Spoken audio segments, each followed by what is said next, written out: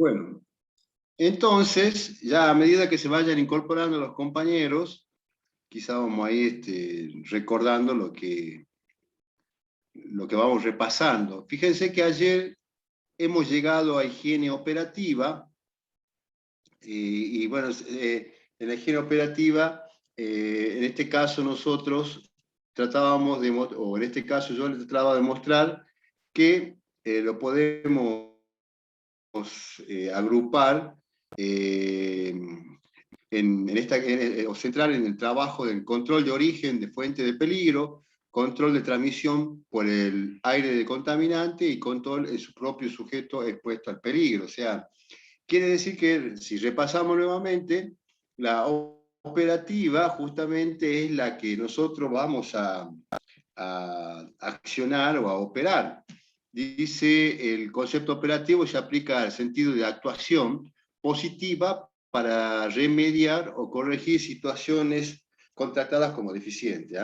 Entonces, hay un operativo, dice, ¿ve? Hay un operativo, hay cosas para corregir en un operativo de tránsito, un operativo vehicular. Entonces, quiere decir que en esa tarea de hacer esta higiene operativa, se va a tratar de corregir lo que ya se había medido en una higiene de campo y una higiene analítica. Por eso dice, en este sentido, y como conceptuamos la higiene operativa, consistente en estudiar y promover y proponer, medidas encaminadas a conseguir condiciones seguras, de forma que los trabajadores desarrollen sus funciones sin agresiones por su salud y preocupando, en primer lugar, de los contaminantes estén controlados en nivel permisible.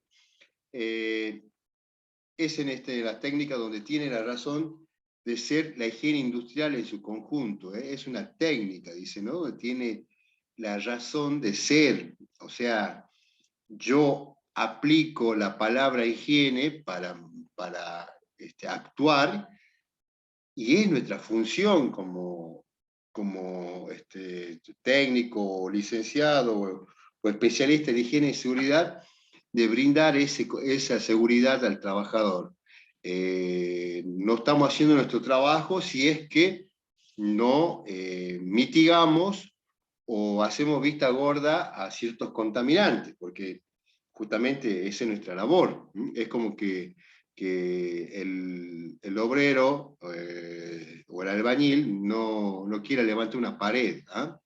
Entonces, esto es lo que tenemos que tener nosotros, los niveles permisibles de contaminante.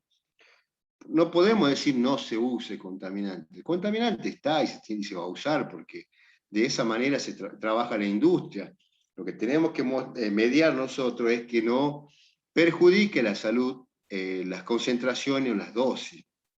Es en esta técnica donde tiene razón la higiene industrial en su conjunto, porque si bien es cierto que en ocasiones no será necesario adoptar medidas correctivas, no lo es en menos afirmar que sin capacidad para aplicarlas, cuando las evaluaciones son desfavorables, no tendrá sentido intentar meterse en diagnóstico. O sea, yo necesito hacer esa acción o esa actuación para que luego, después que se ha corregido, se ha consensuado y se ha planteado un sistema, en este caso, por ejemplo, volvamos a un ejemplo muy práctico, que es el tema del COVID.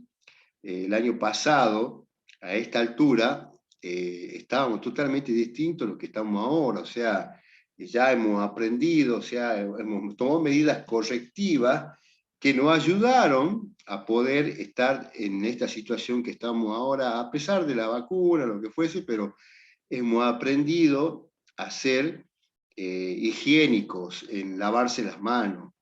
Nos costaba mucho, y quizá antes no lo hacíamos con esa frecuencia, o hacerse habitual de venir de la calle y higienizarse las manos, higienizarse los calzados, o sacarse quizá el calzado y ponerse otro tipo de calzado. O sea, es importante porque venimos de la calle, o de la fábrica, de la obra, del campo, y el contaminante está. Entonces, esa es la manera de poder de hacer esa técnica, ¿no?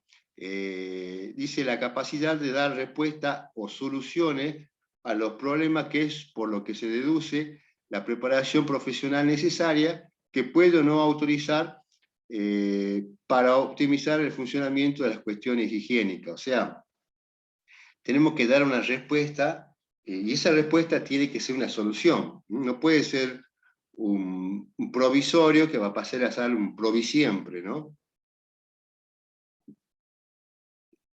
Se da muchas veces situaciones, yo les contaba ayer o antes, ayer sí, de que oye, la semana pasada que los EPPs es la última medida que puedo tomar, siempre y cuando yo antes haya probado toda la parte ingenieril para poder modificar ese tipo de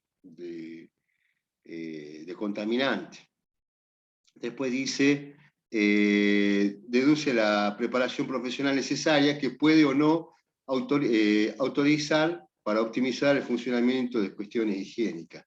Enunciaremos los conceptos operativos para tratar de los principios aspectos que deben ser conocidos. O sea, los controles operativos se dirigen a tres frentes bien diferenciados de los centros de trabajo, a tres frentes importantes. O sea, en este caso, quiere decir que yo necesito considerar estos tres frentes cuando yo hago esta higiene operativa. El control, dice, en el origen y en la fuente de peligro, se refiere a las soluciones en el punto de operación que se produce, ya sea el polvo, la máquina que hace mucho ruido, y la extracción localizada de contaminantes, la variación de procesos. O sea, a donde se genera el contaminante tengo que trabajar, o sea, en el campo de trabajo. El control, dice, en la transmisión por el aire de los contaminantes. Esto implica soluciones de ventilación general, separación, cerramiento, monetización de sistema de control. Hay que monitorear el sistema de control y otros procedimientos que se hacen o se realizan cuando uno quiere empezar a tratar ese tipo de riesgo, ¿no? Entonces es interesante que no solamente está expuesto el operario, sino los puestos aledaños a ese contaminante. Por eso tengo que controlar la ventilación y en esto de la pandemia, de que viaja en la línea urbana, que las ventanas estén abiertas, en Buenos Aires, en el subte, que haya ventilación, que haya circulación, que haya un aforo para un espectáculo, que haya un aforo para algunas reuniones, donde el aforo nos permite establecer el límite máximo de acuerdo al protocolo.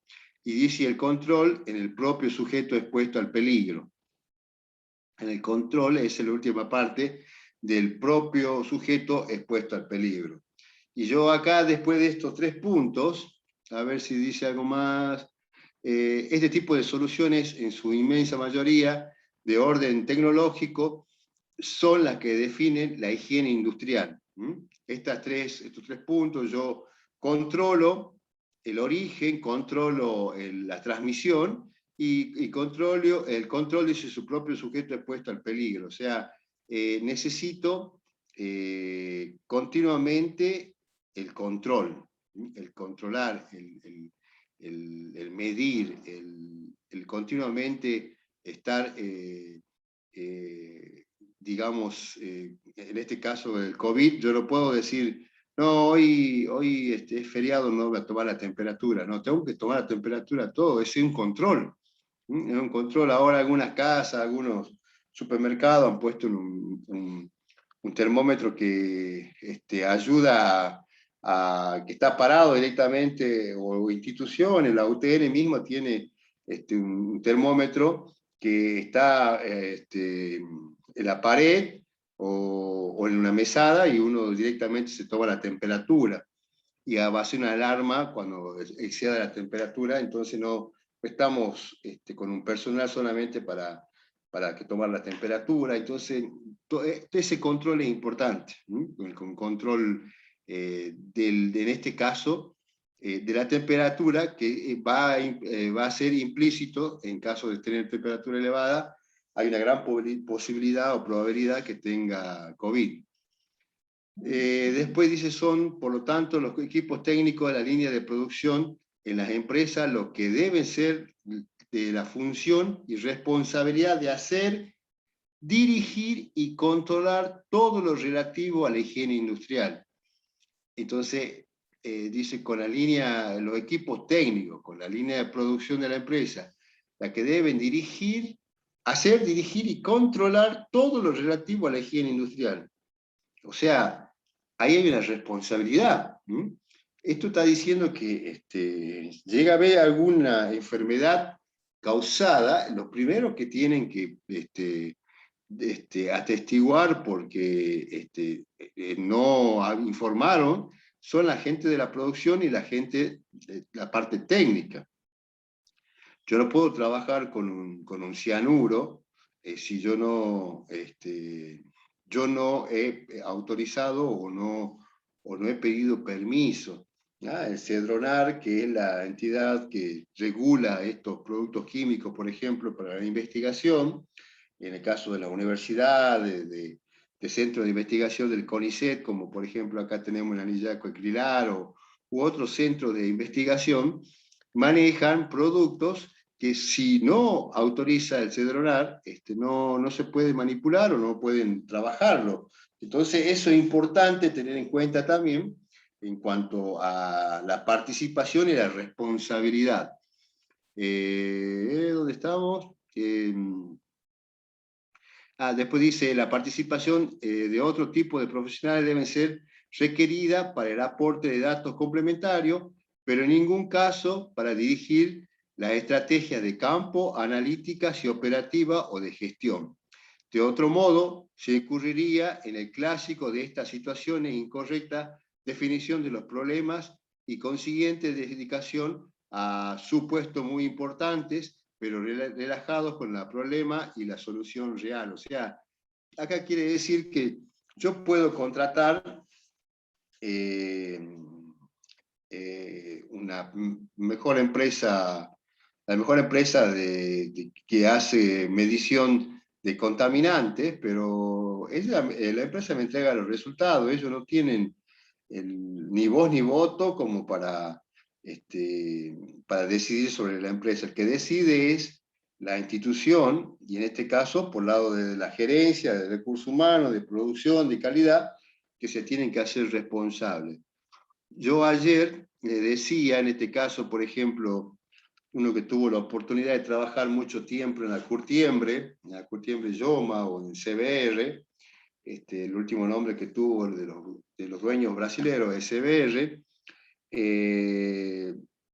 ahí en el parte de higiene se trabajó bastante. Yo cuando llegué estaba, antes que yo, el ingeniero Galán, una persona muy responsable y muy comprometida también con la parte de higiene y seguridad, y bueno, por razones de afinidad y política, bueno, tuvo que dejar el lugar y bueno, yo ingresé y ya había empezado a realizar modificaciones, en este caso, con el tema del cuero, ¿no? Yo les decía que trabajar con el cuero es difícil, no es porque son piezas y esas piezas es muy difícil industrializarla en forma continua, o sea, necesito cada operario,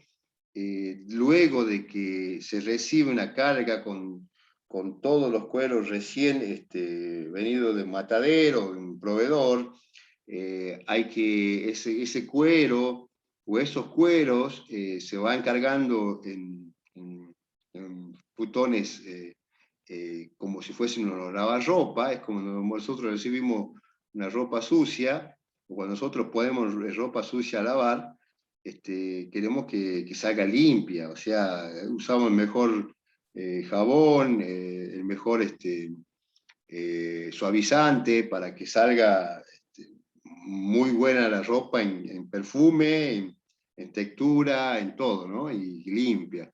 Entonces eso también, ese cuero o esa prenda que ingresa a esos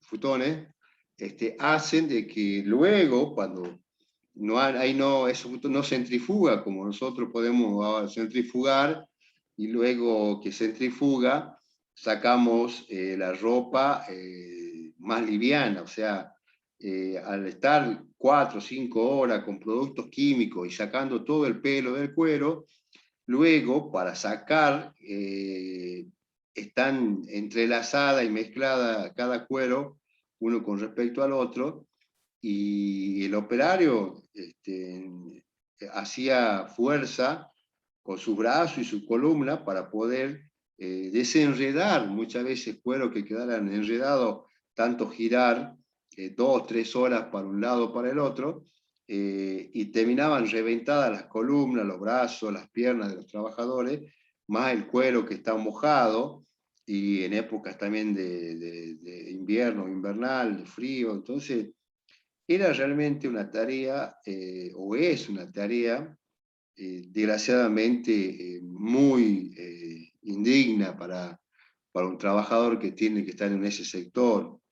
Los otros sectores también son complicados, pero acá se trabaja mucho el cuerpo. Entonces, fíjense que en ese sentido se tuvo que hacer, ustedes dicen, bueno, yo hace un rato le daba el ejemplo que el EPP, el último medida que se puede tomar, y se le vivía dando faja lumbar. Bueno, pero la faja lumbar no me da más fuerza. O sea, yo me pongo una faja lumbar y antes no podía levantar 50 kilos y ahora puedo levantar, sí, 50, hasta 100. No, no es algo mágico que la faja lumbar me hace más fuerte. La faja lumbar lo único que hace es recordar que mi columna tiene que estar lo más derecha posible para no hacer fuerza con la columna, y sí hacer fuerza, digamos, con las partes que realmente están abocadas al esfuerzo, que son, por ejemplo, los miembros superiores.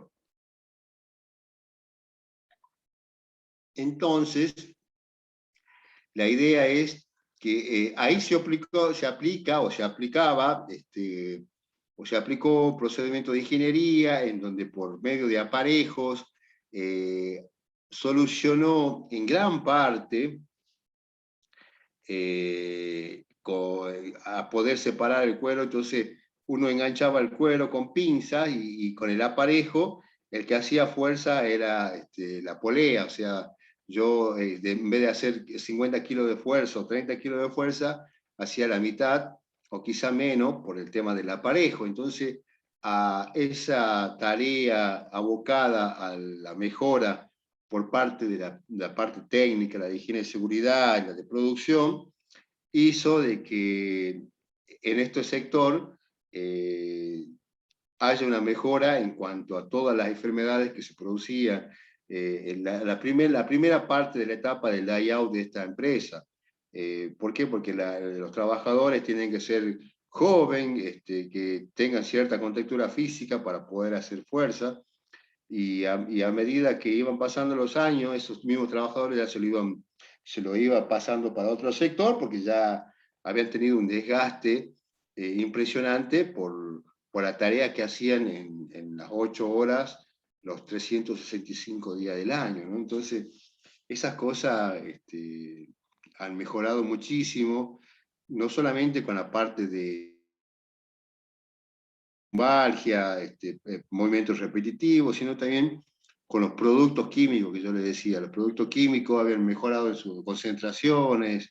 Entonces, el trabajador ha dado un vuelco de 180 grados la parte de higiene en cuanto a la protección de ese trabajador, y justamente, como decía ahí, se trabajó desde todo punto de vista para que el confort del puesto laboral sea lo más apropiado y sea lo más indicado, y se tuvo que involucrar a todos los sectores, ¿no? Todos los sectores que permitían mejorar, o que permitieron mejorar casi en un 80-90% de los esfuerzos que se hacían en ese sector. Y así como es problema en la parte de los futones, después estaban problemas en los, cuando se tiñe el cuero, para hacer camperas, para hacer zapatillos, o sea, la tintura, como toda pintura, como todo producto compuesto, químico, tiene muy alta contaminación en las vías respiratorias, en la parte dérmica. Entonces ahí también se tuvo que trabajar muchísimo para poder disminuir la contaminación en los trabajadores. Fíjense que estas industrias en otros países como Brasil están prohibidas, o sea, o tienen que irse al medio del Amazonas para poder fabricar cuero, esconderse, como acá también se escondió. Fíjense que ¿qué es mejor una curtiembre en el puerto de Buenos Aires o una curtiembre en una provincia escondida del país? Entonces, ¿dónde se van a controlar menos? Bueno, entonces es el objetivo que vino la curtiembre, que desgraciadamente al nivel ambiental produjo un daño importantísimo, desgraciadamente, con todos los habitantes de la ciudad de Noroeste, aledaños, malformaciones al nacimiento. Es una industria, la industria del cuero, y como la industria textil, y como la minería, son industrias muy complicadas, de mucha contaminación ambiental y laboral. Eh, así de esa manera uno puede mitigar, pero bueno, yo siempre le decía ayer, la contaminación, el contaminante va a estar, va a estar estando, como le podría decir, atenuado o no. ¿Me esperan un segundito? ¿Ah? Un minuto, por favor. Sí, profe.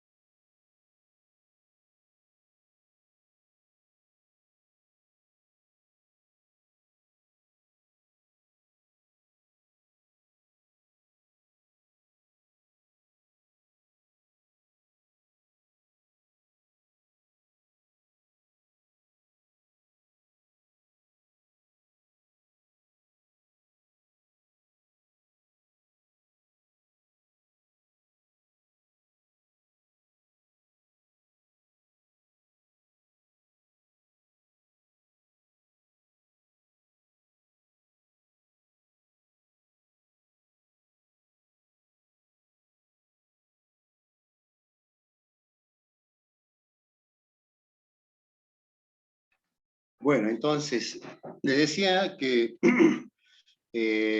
siempre va a haber contaminación a menor o mayor grado de cualquier industria, cualquier industria a nivel producción, a nivel agro, a nivel construcción, siempre la contaminación se va a producir. Fíjense que nosotros tuvimos en el Parque Industrial de La Rioja una laguna azul. La laguna azul le decía, no porque era natural y de color azul, sino por la cantidad de contaminantes que tiraban todas las industrias textiles en ese sector, y de la noche a la mañana se filtró.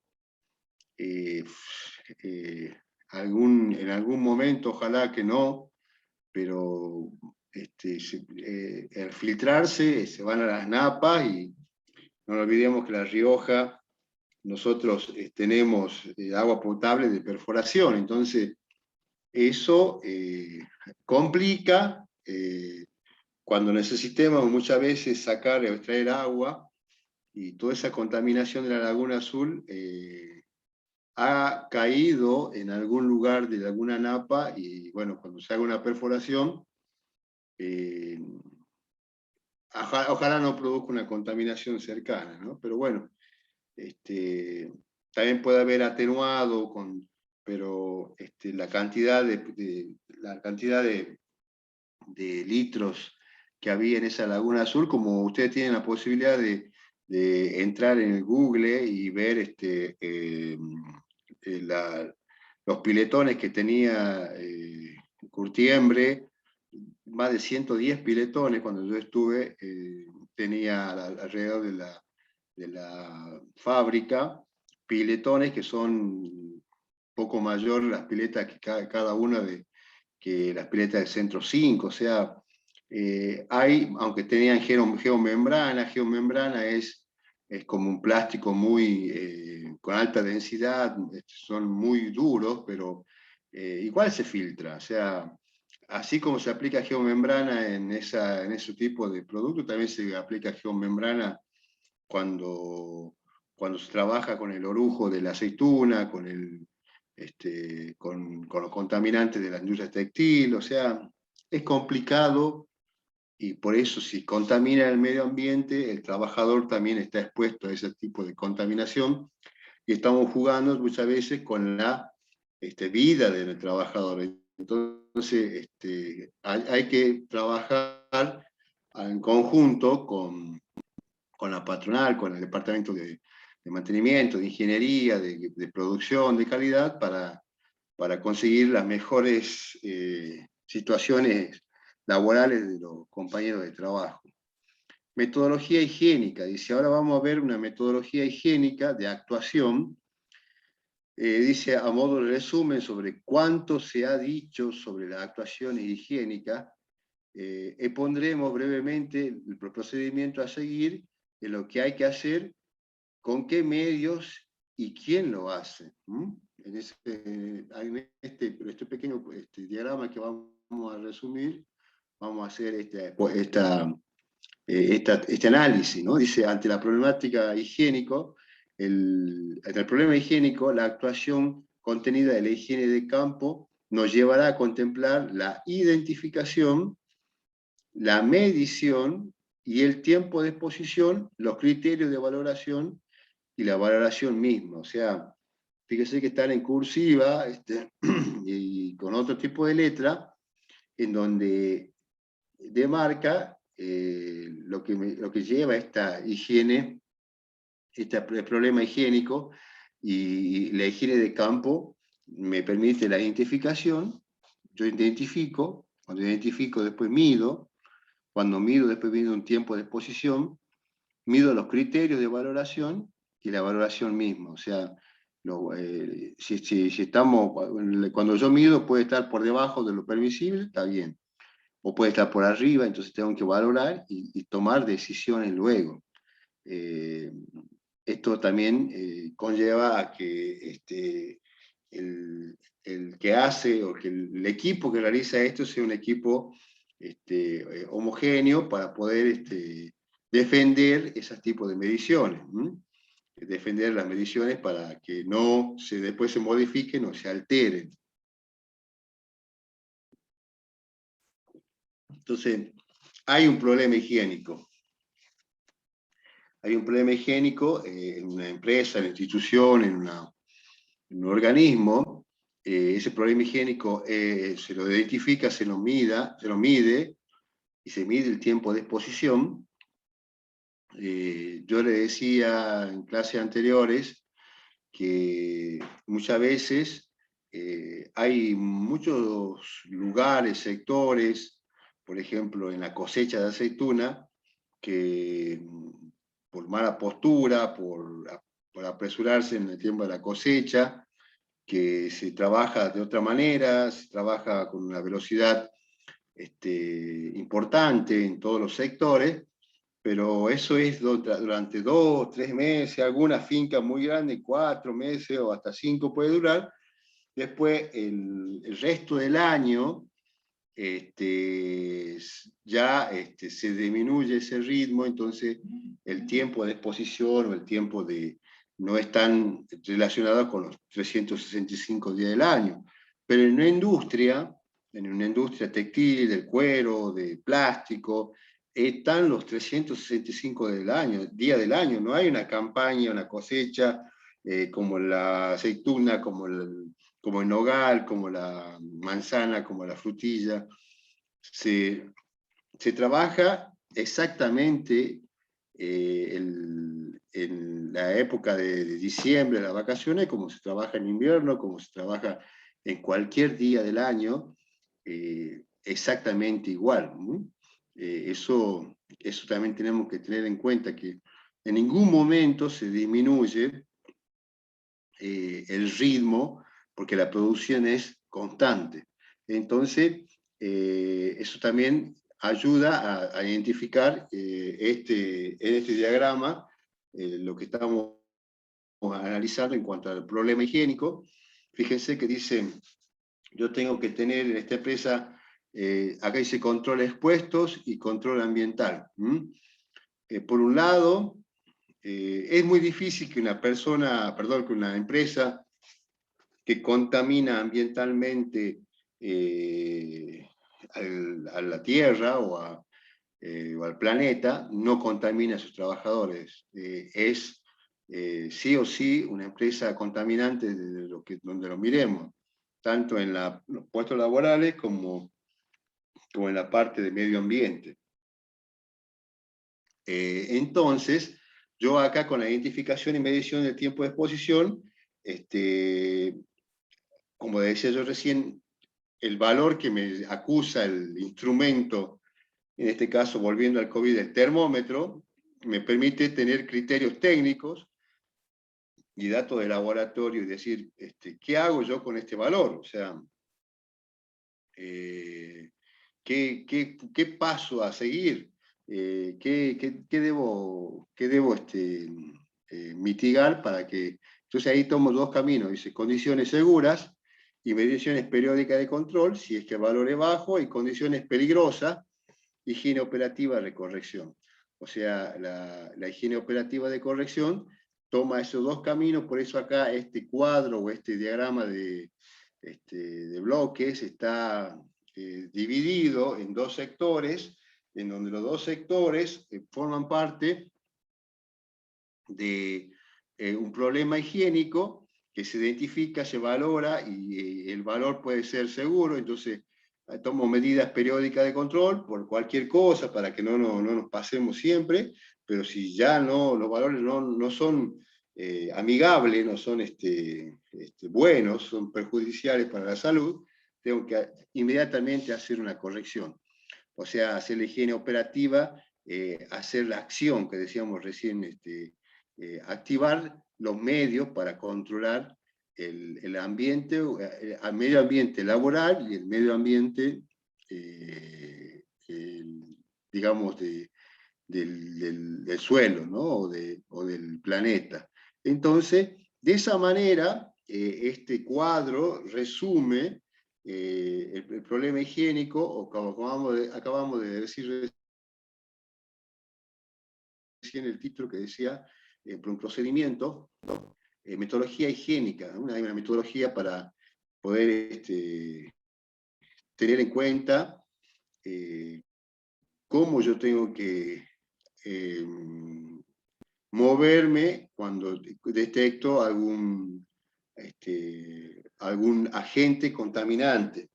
No sé si ustedes habrán escuchado el ciclo de Deming, o en la empresa que hay mejoras continuas, por ejemplo, hay métodos de trabajo, ya sea el Fordismo, el Toyotismo, el Taylorismo, en donde, más así como el Toyotismo, la mejora continua, el método Kaizen, permite que continuamente nosotros estemos mejorando y controlando, o sea, nunca se acaba el mejorar y controlar, porque si no, si yo no controlo y mido diariamente, hace de que luego el relajarse, y en el relajarse viene el problema de las enfermedades o de los accidentes.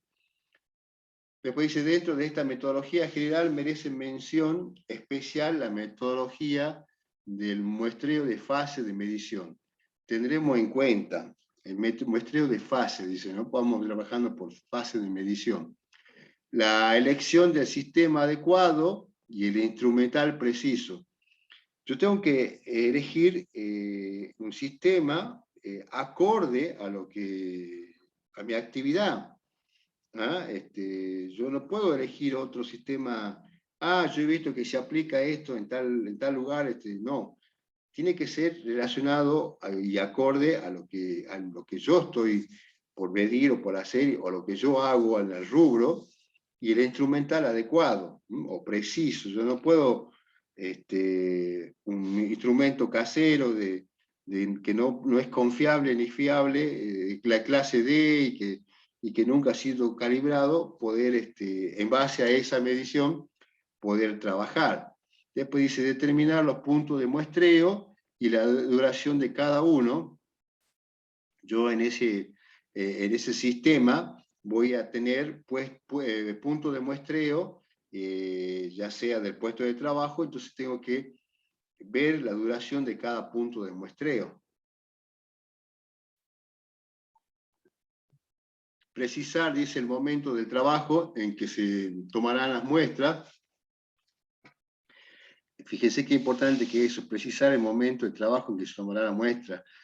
Una muestra que tomo recién a los 15 minutos de que ingresa el trabajador a la actividad, no es lo mismo que a la mitad de la jornada o que al final de la jornada. O sea, hay muchos cambios, o hay mucha variedad en cuanto a la actitud del trabajador, a la etapa del proceso de la empresa, de la industria, y sobre todas las cosas que yo tengo que hacer una integración. Tengo que integrar los valores medidos al ingreso, los valores medidos a mitad de jornada y los valores medidos al final de la jornada. Por eso muchas veces ustedes habrán escuchado, van a escuchar, tener un instrumento integrador, que integra de integrales, de la palabra integrales, derivadas, integrales, si recuerdan en la parte en matemática. Entonces esto también es así, un elemento integrador que me permita a mí obtener cómo se modifica desde un punto de inicio hasta un punto de final. Por eso la integral puede estar acotada de 0 a infinito, de 0 a pi, o sea, así también se acota también los tiempos de trabajo. Paralelamente habrá, dice, que atender a estas cuestiones, seguir fielmente la normativa, vigilar el muestreo para evitar, que dice, enmarcamientos intencionados, o sea,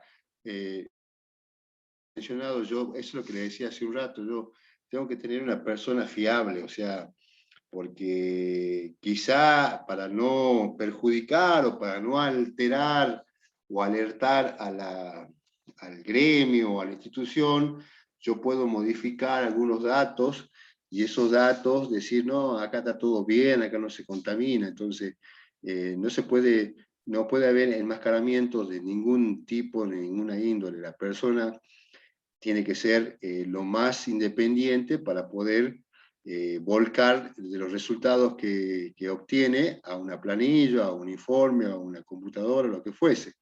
Porque es la única manera de entender y saber dónde estamos parados.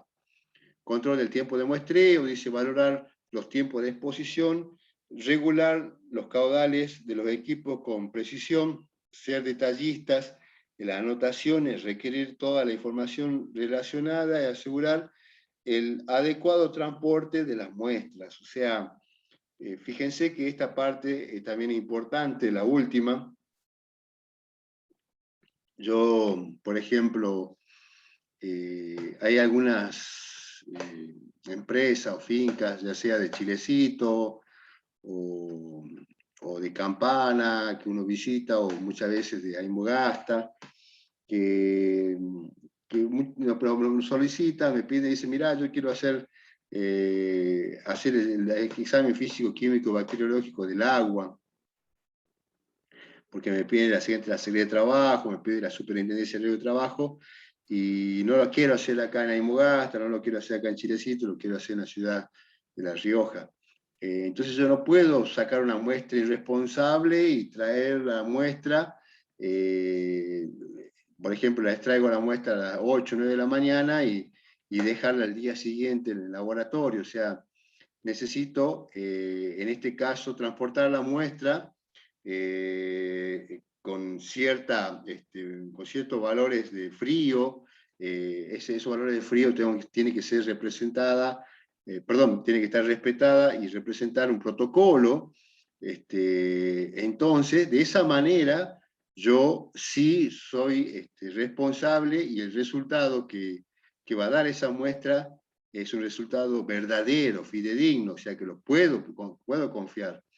Entonces, en cambio, si yo no respeto los protocolos, los procedimientos, las técnicas, como se dice, la muestra va a dar cualquier cosa. Por eso ahí dice repetir la información relacionada y asegurar el adecuado transporte para las muestras.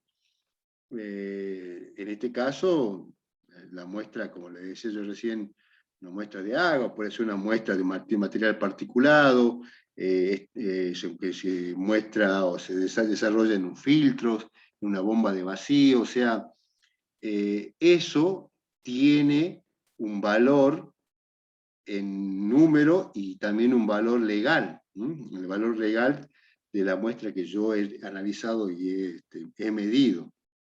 Es como si yo tuviese, vamos al ejemplo de la 440, cuando yo hago un control de alcoholemia. O sea, el instrumento primero puede pasar con una pipeta, después voy a una medición más exacta, y eso, el valor que acusa el instrumento, y ese instrumento calibrado por el INTI, tiene un valor legal luego cuando se llega a una instancia judicial.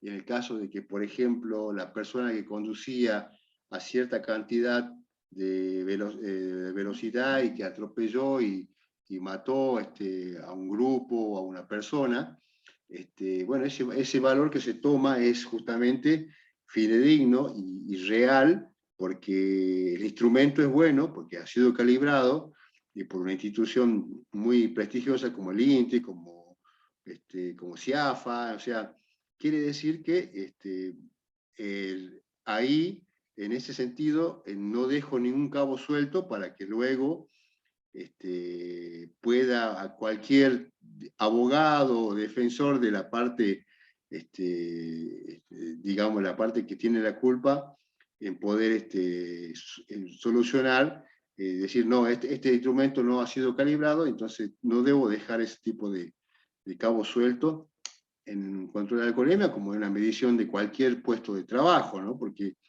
en el puesto de trabajo el que se expone es el compañero. Los medios utilizados, dice, en los procedimientos de muestreo según se trate de peligro físico o químico, pueden ser los siguientes. Fíjense que acá ya empieza a hablar de los agentes, ¿eh? En este caso, el agente físico, o también el químico. Entonces, dice que los medios utilizados por el procedimiento de muestreo, según no se trate el peligro o el agente físico o químico, pueden ser los siguientes. Para peligro físico, normalmente la lectura directa, o sea, yo físicamente puedo medir con un instrumento algo como por ejemplo el termómetro. El termómetro es un aparato, un dispositivo, más lo que se están usando ahora los termómetros hacia láser con pistola, es directo, donde no hay contacto con la superficie que se quiere medir, no es lo mismo que un termómetro a mercurio. Entonces, fíjese que acá dice de lectura directa, barómetro, ¿no? Para medir la presión. En cuanto a lo que sea una caldera, lo que fuese un horno. Entonces tengo que tener barómetros, y esos barómetros tienen que tener cierta calidad o clase, ¿no? Para que sean valores reales. Después dice termómetros para medición normal de temperatura y medidores de humedad relativa, velocidad del aire, temperatura seca y radiante, y para situaciones de estrés en el que se precisa conocer la velocidad de evaporación. Entonces ahí también me nombra una serie de instrumentos, no solamente de temperatura, sino para medir humedad relativa, para medir velocidad del aire, o sea, ciertos dispositivos que también me ilustra y me ubica dónde estoy yo parado y en qué situación, en un puesto de trabajo complicado. Siempre le digo yo, la industria de la minería es una industria complicada, en una industria donde se respeta mucho los protocolos y los procedimientos de higiene y seguridad, pero cuando se viola o no se cumple algún procedimiento, los riesgos son severos o mortales, ¿no? Es muy digamos, muy al límite. No cumplir un procedimiento o omitir un procedimiento en la actividad minera es consecuencia de que seguro va a haber un accidente. Por eso se establecen tan rigurosos los métodos. Acá después dice dosímetros y cámaras de ionización para radiaciones ionizantes. Dosímetros y cámaras de ionización para radiaciones ionizantes.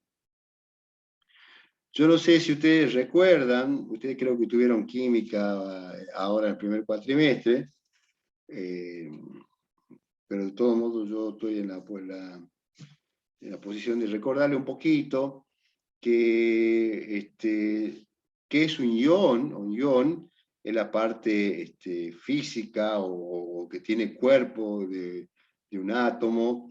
Hay un ion en el caso de por ejemplo, radiaciones ultravioletas, radiaciones de rayos X, porque justamente si nosotros miramos por microscopio, hay una cierta masa, masa atómica o molecular que permite ese tipo de radiación ionizante. Tiene un ion, tiene una masa, tiene una estructura, tiene un peso.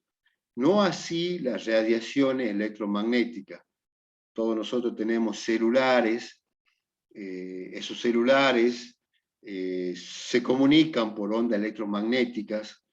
Esas ondas electromagnéticas no están atravesadas o no están compuestas por algo, por un ion. Son ondas electromagnéticas de campo eléctrico o campo magnético que se propagan y comunican entre un extremo a otro o de un continente a otro por medio de estas antenas. Entonces, y de estas ondas electromagnéticas, pero las radiaciones de este tipo de celular son no ionizantes. No ionizantes significan que no tiene un átomo, un peso molecular, una masa. Así la ionizante sí, porque justamente por eso se regula mucho más las ondas o las radiaciones ionizantes que las no ionizantes, aunque no quiere decir que con esto no quiero decir que la telefonía celular no contamina, sí contamina, contamina, pero siempre y cuando yo me exceda del tiempo de exposición que tengo hablando por teléfono o frente al aparato transmisor, porque yo no puedo estar todos los días trabajando, hablando por celular, tanta cantidad de minutos, de horas, porque ahí sí yo voy a tener un problema importante. O, por ejemplo, la antena de los celulares que están ubicadas en un barrio, que está ubicada en una avenida, genera cierta contaminación no ionizante para las personas que viven vecinas, aledañas a la antena. O sea, entonces, eso es también el tiempo de exposición mucho más elevado que cualquier otro ciudadano que no tiene o no está expuesto a este tipo de antenas. Ya hubo muchos juicios, hubo muchos problemas con el tema de estas antenas celulares, pero bueno, la radiación y la contaminación existe. Por eso acá dice dosímetro y cámara de ionización para radiaciones ionizantes. Sonómetros, analizadores y acelerómetros, dice, del ruido y vibración. Sonómetros o decibelímetros, también se los conoce, o analizadores, dice, y acelerómetros de ruido y vibración, también forma parte para poder estar controlado nuestro aparato auditivo. Todo el sistema auditivo debe ser controlado por estos sonómetros o estos decibelímetros, calibrados, perfectamente controlados y perfectamente en funcionamiento para que yo pueda tener en cuenta el nivel de ruido o vibración que tiene el puesto de trabajo. Fíjense que, haciendo un ejemplo,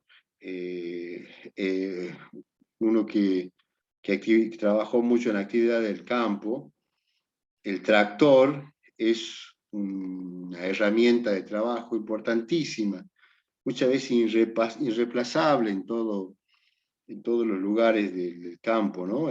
La fuerza que tiene, la ventaja que tiene en tener un tractor y no tener que el trabajador que hacer ese esfuerzo que hace el tractor, pero los problemas de salud que ocasiona el tractor en cuanto al ruido, yo le dije el otro día, el tractor, el mejor que sea el John Deere, el Massey Ferguson, el Valtra, la mejor marca, 0 kilómetros, tiene ciertos decibeles que cuando yo lo acelero pasan de los límites normales y también tiene vibraciones, porque el tractor no tiene una suspensión, el tractor no es un automóvil.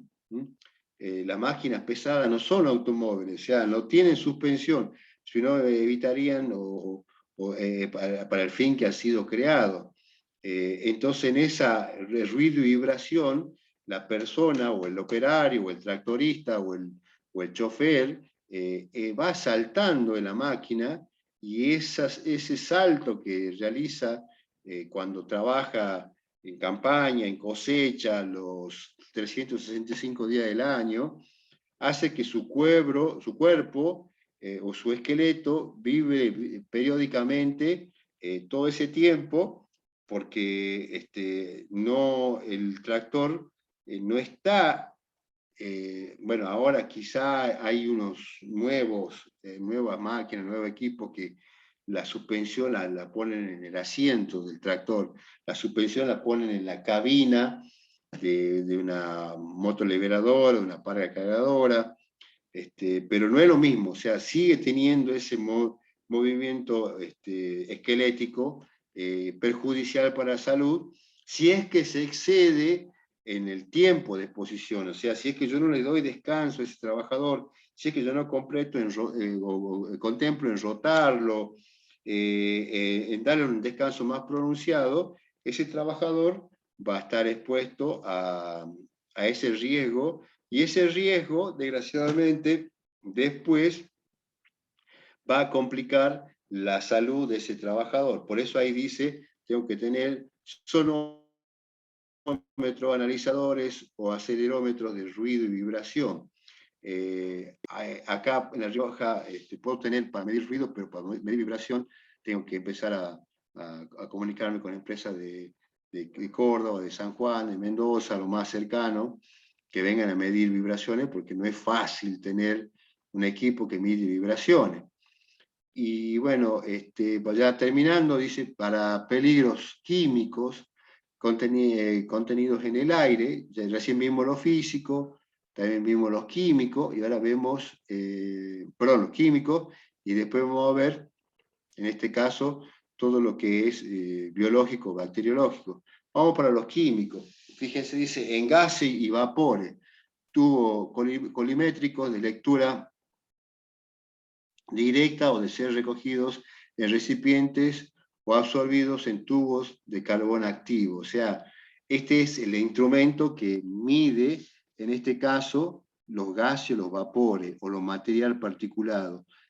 Dice recipientes o absorbidos por un tubo de carbón activo. Entonces, ahí en el carbón activo queda impreso y plasmado el contaminante. De ese filtro hecho de ese tipo de material me permite a mí después medir el grado de contaminación. Por eso los gases y los vapores se hace con este tipo de instrumentos, tubo colimétrico y de lectura directa. De lectura directa, pero si no también vienen filtros que yo tomo la muestra, las puedo enviar a un laboratorio responsable, y ese laboratorio luego me va a dar la devolución de ese filtro, prefiltro o elemento que se utilice, donde retiene la contaminación de acuerdo al tiempo que ha sido expuesto. Se da mucho, como le decía yo recién, cuando quiero medir, acá dice gases o vapores, humo de soldadura, empresas que continuamente los trabajadores están soldando, ya sea la soldadura eléctrica, que es la más contaminante, después la TIC, que ha dejado de ser menos contaminante, pero contamina igual.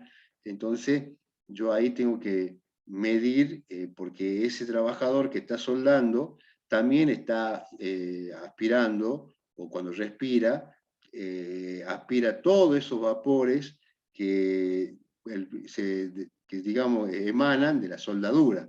Entonces yo ahí tengo que también medir este químico, con estos elementos que son, digamos, la forma más correcta de determinar y de cuantificar la contaminación. Dice, en el caso de humo o niebla, esa absorción y medición de campo o hacer recogida en filtros o ser absorbidos para el análisis de laboratorio, lo que decía yo recién. Los humos de soldadura lo mido en filtro. Entonces, nieblas también lo mido en el filtro.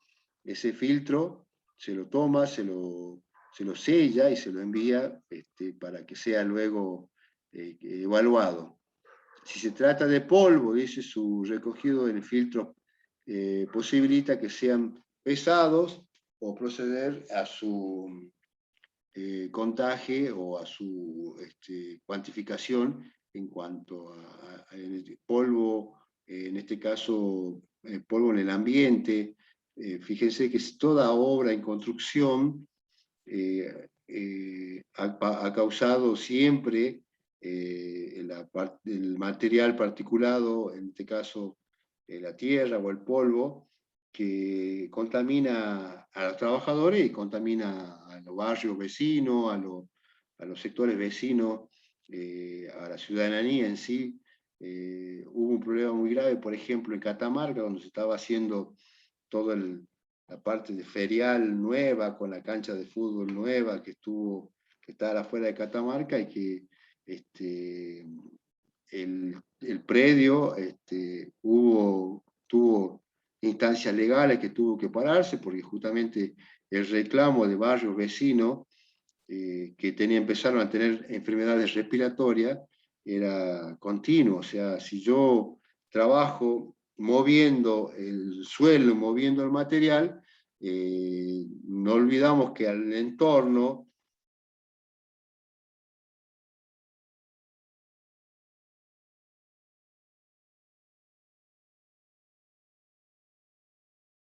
entonces, por eso es necesario, y por eso siempre hay un camión de riego que atenúa o mitiga un poco las partículas de polvo de tierra que lleguen a elevarse a una cierta altura que contaminen la respiración.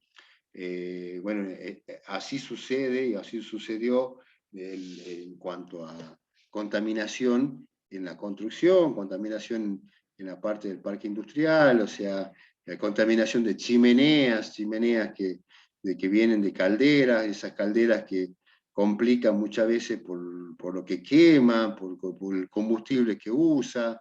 Entonces, siempre va a haber esa contaminación que desgraciadamente, como decía hace un rato yo, va a contaminar al trabajador y va a contaminar al medio ambiente. Entonces, van de la mano, contamina siempre en ambos lados, a la industria y al medio ambiente. Después dice respecto a lo que se lleva a cabo la meteorología higiénica, cabe citar el primer lugar de personal cualificado de la propia empresa. Si la empresa tiene capacidad para ello, será siempre la actividad más conveniente desde todos los puntos de vista, porque si precisa apoyos técnicos complementarios, será fácil conseguirlo. O sea, yo en esto de medir, en esto de...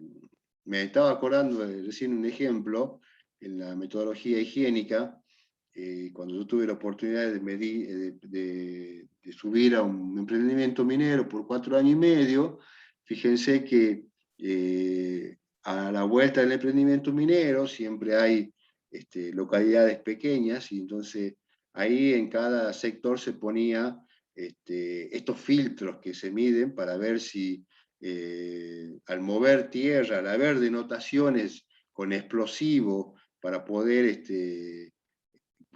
sacar el mineral o extraer el mineral, o por ejemplo el camino que se está haciendo ahora con la ruta 73 para el camino a Chilecito, se está contaminando el medio ambiente, se está contaminando los trabajadores, y si hay ciudades cercanas, porque yo para abrirme camino en el cerro tengo que poder usar explosivo. Entonces el explosivo hace de que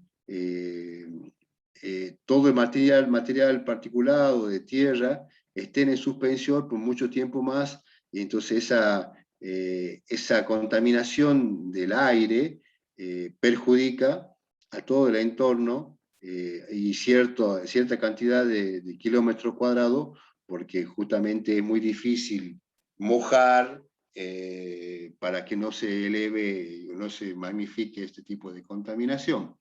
Después que decía, entonces, y después yo puedo, después de la medición, tener asesoramiento, siempre hay estamentos, instituciones, empresas que colaboran y que pueden darme una solución teniendo en cuenta que el contaminante es el más conocido por el rubro, el más tóxico, porque trabajo en la industria del cuero, porque trabajo en la industria textil, porque trabajo en la industria del plástico. O sea, siempre va marcando el camino este tipo de contaminante.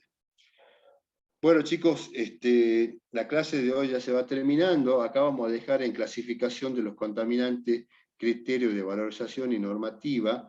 Fíjense, porque ahí ya comienza luego los distintos análisis de los agentes, los contaminantes físicos, los contaminantes químicos y los contaminantes biológicos. Por eso ahí dice en el apunte, perdón, los agentes de contaminantes higiénicos se clasifican en físico, químico y biológico. Después, ya la semana que viene, les voy a mostrar una tablita en donde también cómo diferencia la Superintendencia de Riesgo de Trabajo o la RT los distintos contaminantes, para que después nosotros declaremos los contaminantes que tienen los puestos de trabajo de las empresas o de las instituciones o de el establecimiento que nosotros vamos a colaborar con la parte de higiene y seguridad.